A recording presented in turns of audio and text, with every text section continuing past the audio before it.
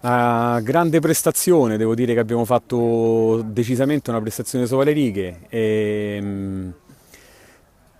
Diciamo che poi ti rimane il rammarico, cioè da una parte c'è la grande gioia per la soddisfazione della grande prestazione fatta dai ragazzi e dall'altra c'è il rammarico dell'aver scoperto questa nuova regola che è entrata in vigore da quest'anno, regola che sembra essere stata votata ma che votata non è stata. Io vorrei fare, in questa settimana farò un giro di telefonate con i miei colleghi per capire veramente come sono andate le cose, perché io non, è francamente una formula che non capisco, che non condivido e probabilmente saremo costretti ad accettarla, però è così, sono contento della prestazione di questa sera perché ci porterebbe al raggiungimento di un obiettivo a cui stiamo puntando da tutto l'inizio dell'anno.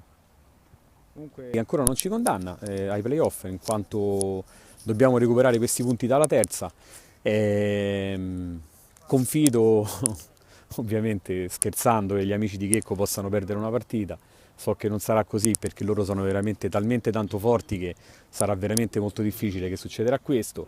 Eh, Però, sai, noi ci punteremo fino alla fine. Il nostro obiettivo in queste ultime tre partite era quello di fare 9 punti.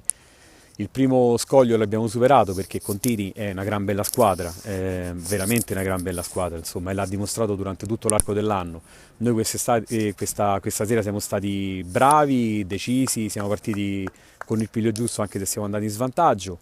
Poi abbiamo subito l'infortunio di Marco Caterini che ovviamente ci ha penalizzato tanto perché noi solitamente portiamo sempre due portieri, ma oggi pomeriggio è arrivata la defezione prima di Coletti che ha avuto l'influenza. Poi Marco durante il corso della partita ha avuto un risentimento al ginocchio, in questo ginocchio che lo sta tormentando per tutta la stagione e abbiamo giocato senza portiere. Nonostante tutto ci siamo rimboccati le maniche, sotto 3-1 abbiamo ripreso la partita e credo che alla fine ce la siamo meritata. E allora forza Roma. Sempre Forza Roma.